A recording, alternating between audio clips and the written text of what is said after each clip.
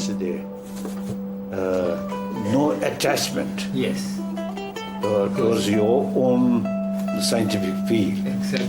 So that moment, I felt very strongly, I'm Buddhist, I should not develop attachment towards Buddhism.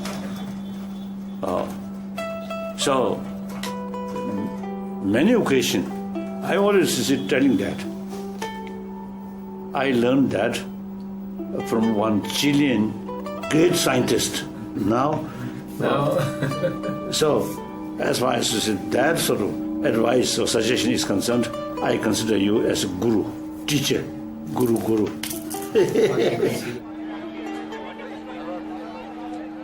El hombre cuya teoría del conocimiento ha inspirado a los líderes contemporáneos es científico y es chileno. I owe Humberto Maturana a great debt. All my work over the last 30 years really is around his basic idea of the nature of life. And I think Maturana is one of the most important thinkers in the world today. He's not well known per se, but he's had huge impact. First time I met Humberto was in Santiago, and I think we sat down and talked for about 5 hours. And then we realized, we should stop and go to the bathroom or something. Humberto Maturana ha logrado plantear desde el estudio de los seres vivos diversas preguntas que invitan a repensar la forma en que convivimos. En 1972 introdujo junto a Francisco Varela el concepto de autopoiesis, el cual terminaría siendo aplicado en campos tan diversos como la sociología y la teoría de sistemas. Bueno, la palabra autopoiesis, que viene del griego, quiere decir producción de sí mismo. Si yo me produzco a mí mismo, tengo más responsabilidad que si me pasa que me autoorganizo espontáneamente.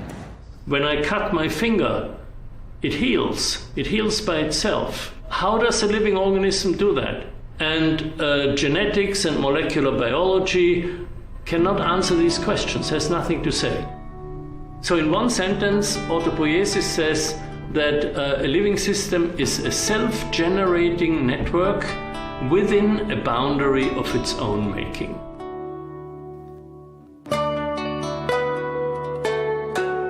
La pensée de Humberto Maturana est fondamentale pour aujourd'hui parce que justement, d'une part, elle permet de voir que les choses, même les plus évidentes, ne le sont pas. Maturana, and that was his genius, he very early on in the 1960s asked the question, what is the organization of a living organism? That he observed in the brain that the basic organization of life is a circular organization.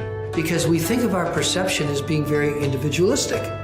But if you think about it, language shapes perception, but language is collective. So our perception is both very personal and very collective. Veo a otra persona o veo a la naturaleza y digo, yo quiero empatizar con la naturaleza, empatizar con esa otra persona. Como los organismos que evolucionan, los conceptos de Maturana han ido transformándose. En esa metamorfosis han tocado diferentes temas que nos construyen como sociedad. Uno de ellos es la educación. I think that the process of education can be very dehumanizing. Colonial education isn't to produce thinkers, it's to produce workers and clerks. So sometimes I think our kids go to school to become stupid. No es que salga lo más perverso, se pervierte lo humano, pero se pervierte porque la competencia distorsiona la relación. En la competencia uno tiene que destruir al otro porque en eso consiste, tengo que ser mejor. Y al mismo tiempo resulta que el otro es el referente para lo que yo hago. Porque desde ser mejor que el otro pasa a ser el referente. Entonces incluso se pierde el respeto por sí mismo. And Maturana is saying the right answer doesn't matter. What matters is this iterative process of curiosity, experimentation, and learning. That's how learning takes place. Learning is actually play. So I think Maturana is in some ways has made an essential argument for the humanization of school. We teach kids in school, don't be emotional. Control your emotions. To be a good student, you have to control your emotions. No, you have to live with your emotions so they don't control you. right? So that's called maturation, growing up and realizing, I have anger, I have fear, I have these feelings. But they're not good or bad, they're just part of my awareness. C'est bien clair que pour moi qui travaille dans le champ de l'éducation, c'est fondamental. C'est fondamental d'abord en termes de valeurs, parce que le but d'éduquer, c'est que justement les individus puissent adopter en conscience un point de vue sur le monde. Maturana is always saying, question things. So I think that what Maturana might do for the educational system in Chile is bring a new set of questions or encourage people to find the right question. It's not about the answer, it's about the question. Incluso aparece la pregunta sobre cómo estoy haciendo lo que estoy haciendo, quiero hacerlo o no quiero hacerlo. Y aparece esta cosa maravillosa que tenemos los seres humanos, que es el escoger desde el saber que escogemos.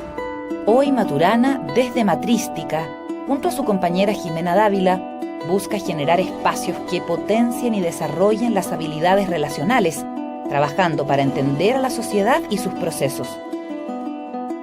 So I think we need to have a wholly new confidence that as human beings, we really can create very deep changes, but the changes start with our perception and activating, you might say, our humanness in a very different way. So Maturana is not going to give us an answer, but he's going to establish some ground where we might find out our own answers.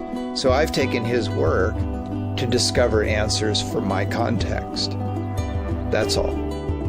The oldest symbol for mind in the Chinese language is a drawing of the heart. Only in the West did we come to associate mind with the head, the brain.